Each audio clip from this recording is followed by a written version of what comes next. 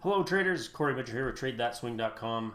It's been a pretty big market sell-off, so in this video I want to talk about and go through the process of what I like to look for that signals me when it's time to start buying. I do not want to be the first one in during these declines for the reason that there'll be all sorts of things that make it look like maybe the market's going to bounce. I'm recording this on April 8th, and we had a pretty big gap up this morning, a few percent, and then as you can see it sold off into the close, recording this near the close of the day. And so yeah, we've had a pretty big decline. The NASDAQ QQQ down at its most was down about 25%, down about 23% right now. The S&P not too far off. I think it's right around 20% as well. Yeah, down about 19% right now. It was as low as down 21%. The NYSE composite, a broader measure, also really selling off. Let's see, how much was that? Its high was back here, so we're about 17% off the high.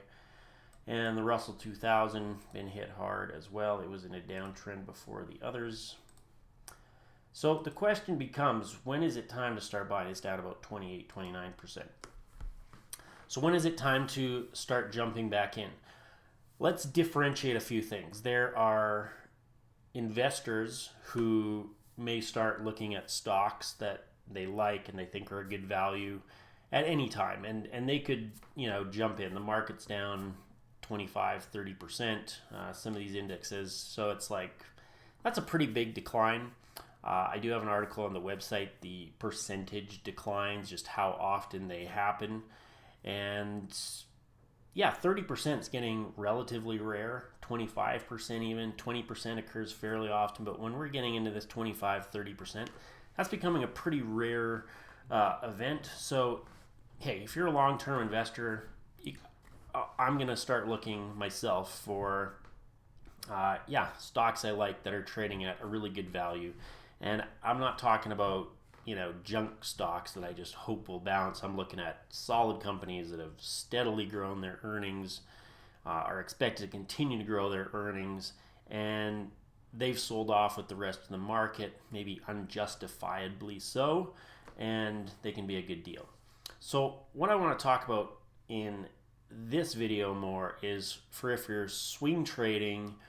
Most swing traders focus on the long side. You can definitely focus on the short side. There were short opportunities. But when is the wind at our back if we want to start buying stocks? And by wind at the back, I mean we're starting to see the indices move up. We've bottomed out. We're starting to see lots of stocks moving higher. It's going to be a lot easier to make money in that environment than in this environment where maybe a couple stocks might go up, but nearly all stocks are declining. I prefer the shooting fish in a barrel approach with a grenade, where it's like everything is aligned and it's going to be the most easy to make money. And that's going to mean waiting a little bit. The price is actually going to have bottomed, and we're going to start to be moving up before I'm buying. And to me, that's okay. That means I missed the bottom part of the move, but you get the next couple years of great movement.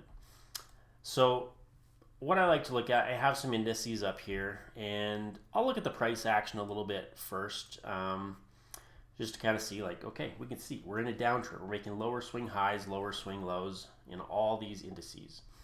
So that's ideally, if we're going to be buying, we want to see that start to reverse, or at least give evidence that we're not in the downtrend. So downtrend, lower swing lows, lower swing highs. Uptrend, higher swing highs, higher swing lows. So how does a downtrend usually end? Well, you usually get at least one of those that no longer fits. You're either going to get a higher swing high or a higher swing low. So a higher swing low would be, maybe it bounces up here, the NASDAQ. It doesn't get to a higher swing high, but then it falls and then starts moving up again. So now you have a higher swing low, and that starts to kind of draw the downtrend into question. So we at least want that downtrend drawn into question from a price action perspective. Then we can look at some of these what I call market health indicators. So this is an S&P 500 chart. Move me out of the way. And you can see I have some frowny faces and some, just to kind of mark what these are doing. And so I like these indicators for basically telling me, when is it a good time to get back into stocks? And also, when is it a good time to be out? So they basically tell me what's the underlying health of the market. So we'll look at where they are now, what would need to happen for me to start buying again, how that would look, what the process would look like, because it's kind of a scaling in approach. You don't go from, or at least I don't go from, it's a horrible market to all of a sudden it's great, I'm going to throw all my money into the market.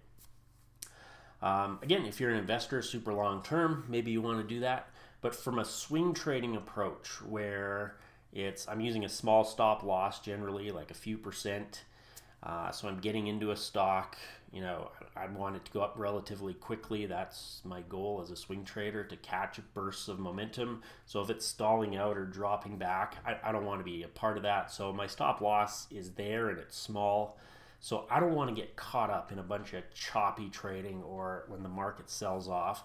So I want conditions to be good for when I'm trading to, like I said, have the wind at my back to the upside, so that I'm generally picking pretty good stocks that are strong. But even if one happens to be not great, if the market's going up, the chance of that making at least something is still good.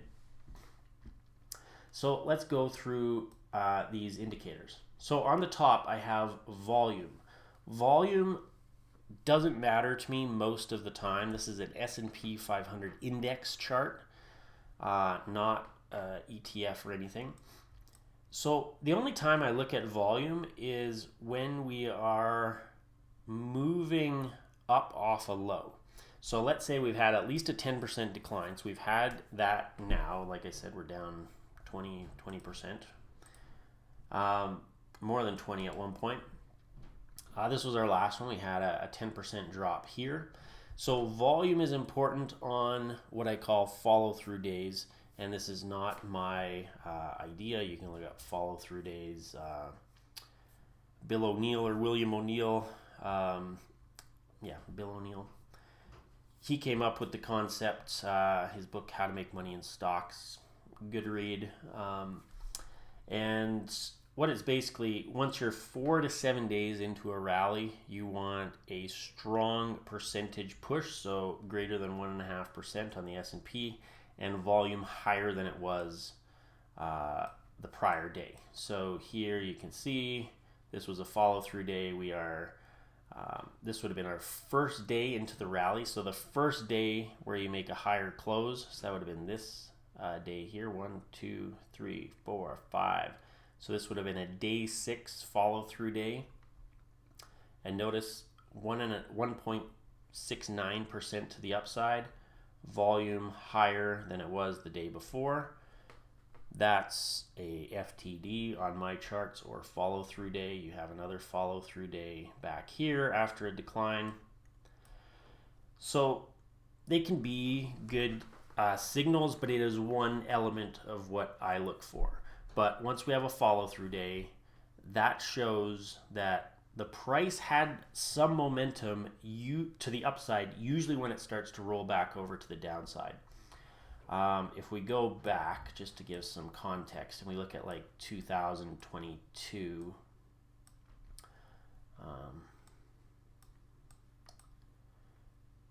a lot of these little rallies would fizzle out pretty quick, right?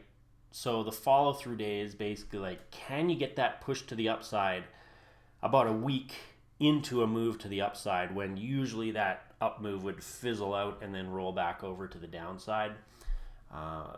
Like here, moves up, rolls back over to the downside. So we're looking for that follow-through day just a little bit later.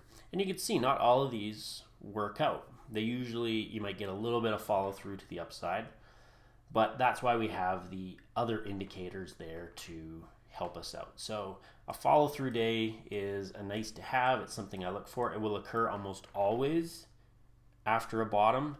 It's just sometimes it marks the wrong bottom, if that makes sense. Like the signal occurs too often, but it does occur pretty much after every bottom. You'll see a follow through day as the price starts to move to the upside. And that marks, a potential time to start looking for some trades. So a follow through day is one thing, and that's the reason I have volume up there. The next thing I like to see is this looks a little squished at the moment simply because we've had these huge drop days. But there's something to be aware of in terms of how prices move. Let me center that chart a little bit more so you have something to look at. How prices move during uptrends and downtrends vary quite a bit based on how much they move during the day. So if I really scale this out, hopefully you can see a kind of pattern emerge. Look at where you have these really big moves, especially to the downside. So just at a glance, you can start to see the pattern. When you have really big down days, or I shouldn't say, volatility, big downside percentage movements per day, that's going to be indicative of choppy trading or more likely downward movement, right? So it doesn't so much matter that they occur to the upside as well. It's when you have 2% or bigger drops in a day, that's usually not a great sign. So the first 2% drop day usually sends me to the sidelines. 2% drop in a single day on the S&P 500. It's just a warning sign because uptrends are characterized by generally lower volatility. You can see this, you might get the odd little bit bigger movement day. And again, these I'm really zoomed out here, but these bigger movement days would tell you to back off. Like you can just see even zoomed out here, this big down day occurred before the rest of that decline happened in this area. So it's just a warning sign that says, hey, back off for a few days, watch the other indicators, see what happens. If volatility starts to drop off, we stop seeing those big declining days and we go back to, tighter range. That's more uptrending behavior, is kind of boring small movement days. That's how uptrends are characterized. Downtrends, 2022, down most of the year. You can see characterized by much higher daily movement. Then you start getting the uptrend, much lower movement, much lower movement. This can also help with when we're in a bit of a decline, but it's not really selling off. It's just kind of drifting lower a bit. That can last a while. But if you're not getting those 2% down days, it tells you, hey, maybe this is more of just a short-term pullback than a bigger market sell-off. And just because there's a 2% down day doesn't mean there's going to be a huge market sell-off or anything. But again, this is one of the tools we can use to let us know, hey, we're entering maybe a choppy period or maybe a bit of a downtrending period. I'll back off. Okay, we're tapering off on the volatility. Things are looking a little bit better, more uptrending behavior if it's a little bit quieter on the price chart. So that's something to be aware of. You can see huge downside days recently. I have this right at the 2% level, this red line. So when I see a drop below that, that tells you to get out. Interestingly, we had one going all the way back here, big 2% drop, which said, hey, just be careful. And stabilized a little bit. And then as this declined, you get those 2%. So if we had just backed off using that signal, would have avoided pretty much all of this downside movement. The next thing I like to look at is the advanced decline lines. This is advancing stocks minus declining stocks. This is a cumulative number. Uses NYSE data. NYSE, very broad measure of stocks, all different industries, different sizes, everything listed on the New York Stock Exchange. And what I look for here is after a bottom. Okay, so let me just backtrack for a little bit. We would want to see this stabilize. If we start to see price move up, ideally we want to see these no 2% downside days, and ideally we see this the lines contract a little bit more toward the zero line. Like we're getting lower movement each day. That's more representative of an uptrend. When we're making the turn, there might be some big upside days, maybe one downside day, but we want to avoid those 2% downside days. Those are always a warning sign when they happen. Yeah, you can see here, one occurred at the bottom, and then after that, this one got right to, yeah, that one was a 2% downside day.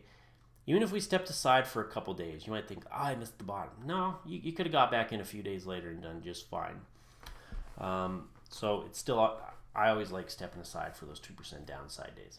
So I would want to see this contract in a little bit, avoid those 2% downside days. Advanced decline line, what I want to see in this is once we're starting to get follow through days, a little bit of contraction on here.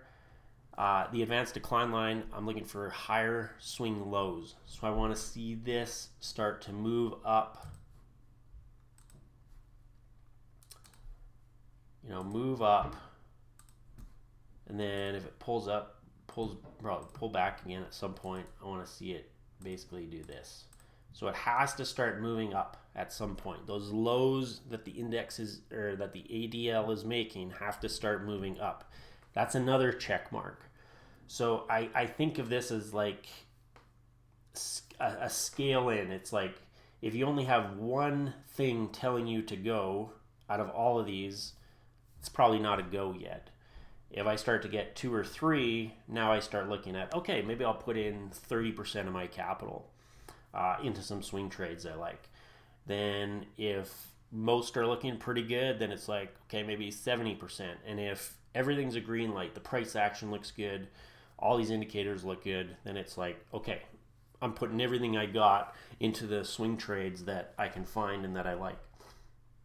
So that's the next one. And you can see we are not making higher swing highs at the moment. So still frowny face. This one's still a frowny face. No follow through day yet. We haven't really, this would be potentially day one because this did have a, oh no, it didn't have a higher close. We were down on the day. So there's no chance of, we haven't even started a move up yet out of this bottom. So there's no chance for a follow through day yet. We'd need a higher close to start. So we'd need a close above today's close. So somewhere up here, that would be day one. And then we have to wait at least 4 days. We're waiting between like day 4 and about day 7 to see that move up on increased volume. So follow through day isn't close. So volume not important at the moment. This still bad. This still bad. Up volume divided by total volume. This is based on research by Lowry, and I call them Lowry upside days, or they call them Lowry upside days. And what it is you divide up volume divided by total volume for the day on NYSE, or I guess you could use some other indexes as well. But I use NYSE, and what that tells you is if it's 90%, so if this indicator hits the upper line, I have a black line drawn up here at 90. If it hits that upper black line, what that means is that 90% of the volume that occurred that day occurred in stocks moving to the upside. So that's a 90% upside day. That is a good sign. Those tend to occur within about 10 days of a market bottom, assuming you don't get a 90% downside day following it. A 90% downside day is when this would hit 10, because then since this is an upside volume percent, it means only 10% of the volume that occurred that day occurred in stocks moving to the upside. That's bad. 90% of the volume that occurred that day occurred in stocks moving to the downside. That's bad. So you can see we've had some 90-ish% downside days recently, very close. So that's bad. That's just tells us, hey, there's a bear market going on. Once we start to get that 90% upside day, kind of like a follow-through day, it just says, oh, hey, prices are moving okay. There's a little bit difference. Follow-through days are always going to occur after a bottom, just by their nature. They have to occur 4 to 7 days after the bottom. A Lowry day, upside day can occur just after a bottom or just before. We don't know, but we generally get one. And so I made this indicator on TradingView. Maybe I can go through that, but I'll go through these indicators and how to load them up on TradingView. But so I made this indicator, and sometimes it's using TradingView data for NYSE volume. Sometimes it's a little bit off. It's usually within about 1% or 2%, but that 90 and the 10% are the thresholds we want. So you can go to no, which one?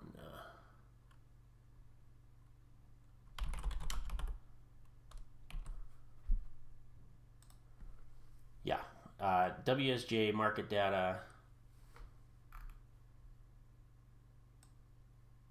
There, you can see the web address there. Market data. Stock markets diary. And it's going to give you the daily volume. We want this big number here, right? You can see a couple different ones. These are like block trades or something like that. We want these bigger ones. So you can see a total volume here with an asterisk, but this is total volume. So you can see here, just kind of at a glance, we had about 3 billion in upside volume versus almost 9. So we're at kind of a 33% upside day. That's irrelevant. We want the 10% or the 90%. So you can just manually calculate it if you want, if you see that this indicator is close. So you can find this indicator.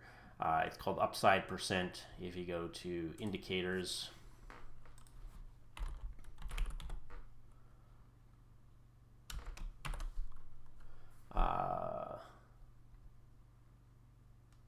upside volume, upside days by Corey Mitchell. There might be some other ones too that you can check out, but this is up volume divided by total volume. So yeah, you can find that one by me there.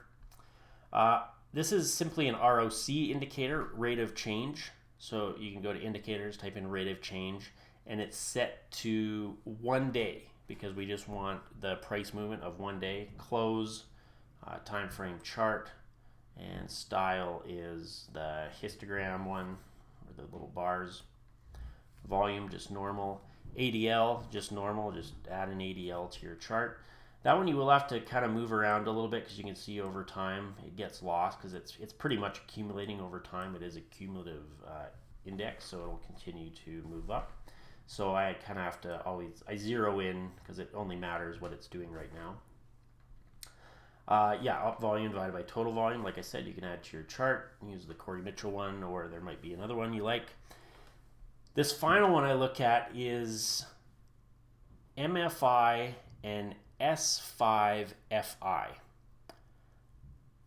And what they're telling us is the percentage of stocks above their 50-day moving average. Each week in my weekly market outlook, which you can check out each week on YouTube, is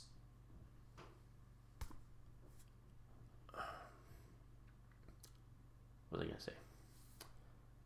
Yeah, the percentage of stocks above the 50-day moving average. And there's nothing, that's what I say each week. There's nothing magical about a 50-day moving average. It's a very crude measure of an uptrend because a stock could actually already be starting its downtrend and still be above its 50-day, and a stock could be just starting an uptrend but just below its 50-day moving average. So it's a crude measure. It's not perfect, but it does give us a pretty good sense when you look at, big numbers, how many stocks are moving up overall, how many stocks are moving down overall. So this is a percentage.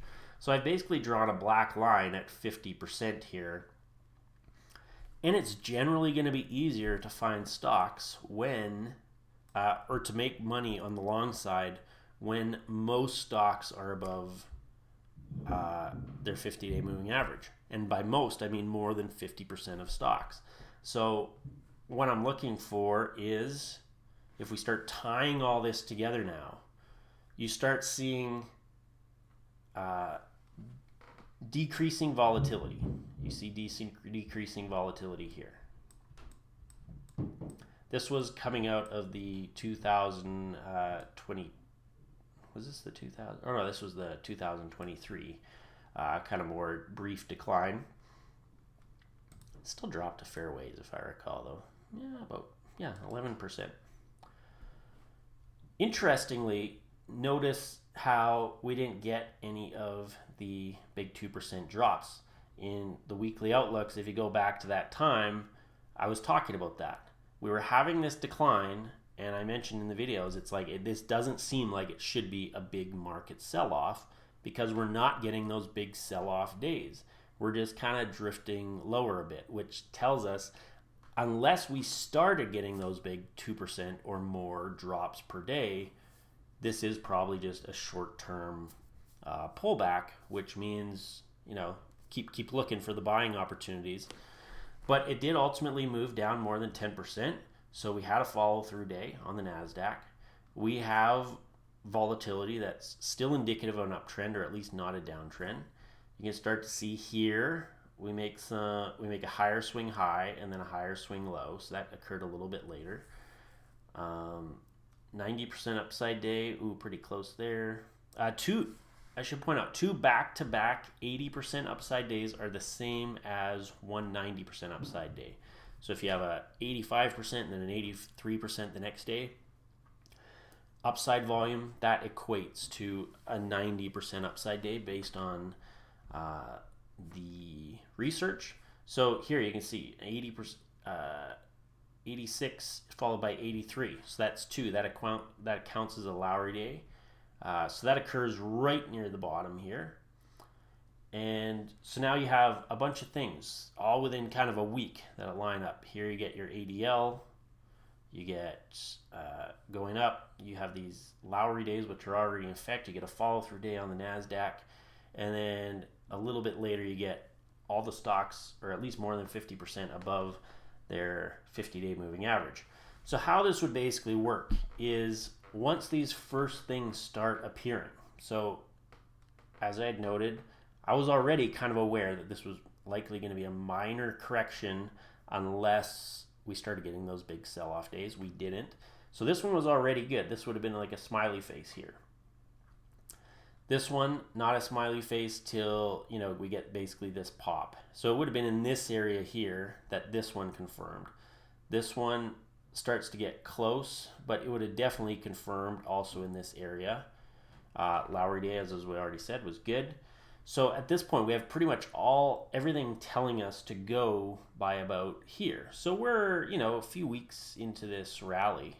We didn't catch the exact bottom, but we still have all this to capture, right? And you can see the health indicators stayed above that 50 line throughout this rally. And then you start to get a bit of a discrepancy here, starting about here. This is the blue line is all US stocks, that's MMFI, and the red line is S5FI, and that's the S&P 500. How many percentage of stocks above the 50-day? So you can see the S&P 500 holding up, but all US stocks we start to see declining. So this could have been a period where maybe a few stocks were really moving to the upside, large, big cap stocks, but a lot of stocks were already starting to falter. This doesn't mean you don't have to sell. It just might scale you back a little bit, right? So all guns are blazing right about here. It's like every signal is saying, yes, we are now in thumbs up mode. So this is, once these start turning, maybe it's 30% capital allocation, 50% allocation. Okay, I'm going to put all my money into, it's split up, of course. Like I usually look at 5 or 6. I like splitting up my capital and my swing trading capital into about 5 to 6 stocks. So that's about 20% of my capital will go into a swing trade. And when it's first starting out, if I get one good or two, maybe 2 good signals, maybe I'm only buying 1 stock. So that's like 20% of my capital. Or maybe I'll buy 2, but only 10% into each. Like my capital's still only getting partially deployed. Then as more of these start to give the thumbs up, then I deploy a little bit more. I'll take another trade. That may boost me up to 30 or 40%. Then, okay, things are still looking good. The trades I've taken are working out. You can always use that as well. Are the trades you're taking working out? If they're not, if they're just collapsing, why would you invest more? You want to see things working. So yeah, stocks are going up. Everything you look at is starting to push up. That's a good sign. So like I said, by here, I'm fully deployed. I have all my positions out there and capitalizing on the move.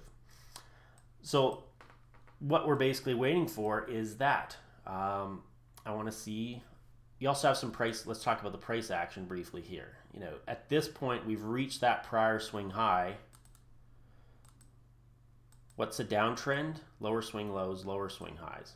So once we push through that, you no longer have you can no longer call it a confirmed downtrend because you have a higher swing high. That's not a downtrending behavior. That's an uptrending behavior. So you're also starting to see the price action shift there. So whatever it is, however this ends up playing out, I would want to see either a higher swing low or a higher swing high, something like that price action wise. Which order it occurs in, I don't know. Sometimes the health indicators give the thumbs up a bit sooner and then price follows. Other times it's, you know, you start to see the price action turn around, then the health indicators improve. Some of these other ones, which aren't necessarily based totally on price. So yeah, I don't know which order they'll occur in, but it's just basically like the more thumbs up you have, the better. So each week in my weekly outlook, these are either frowny faces or happy faces. And that just lets me know, hey, like we're seeing more positive things. That tells me how aggressively I want to be deploying capital, or if I don't want to be deploying capital at all. This is a time no capital at all, and it has been for quite some time, just based on these indicators. And if you go back, I'll post an article where I've shown some other declines, and you can see when the buy points were and how you could scale in. So check out the links below the video. And yeah, I just find it very good. It avoids getting in too early, trying to pick the bottom, and we're still getting in with basically within a few days of the bottom, generally, at least some allocation, and then within a few days a few days later we could have, you know, full allocation participating in the next up move. Generally, after these declines, there are some pretty good rallies, so that's the bright spot from a quick sell-off like this. And yeah, but there's no point trying to predict the bottom, when it's going to happen, what price it's going to be, where's support. Like, who cares? Just do this, take the pressure off. It's something you can check once a day. Just be like, is anything starting to turn around? Is anything a smiley face yet? No? Okay, I'm staying out. Once things start to turn to smiley faces, that's when I really start scanning. I'm not even going to waste my time scanning for long trades when everything's a frowny face. Even if you're an investor, I don't mind waiting for basically all these to start improving. Again, if we bottom here and these start to improve, you know, we'll probably be buying somewhere in here, you know, pretty soon after the bottom. That's a good entry point for, you know, a trade that could last a few years in terms of investment. And the swing trades, we're still getting in pretty early, and then we have the whole uptrend to capitalize on. As long as the health indicators stay good, we're trading. If they start to turn not so good, as we discussed, then that's the time to back off. So this has been a troublesome time for a lot of people. I'm seeing a lot of stuff about when the market will bottom, when people think it's going to bottom. I say, yeah, ignore that noise. Hopefully this video has given you some clarity on a approach to when you should start buying again after a decline. Happy trading out there.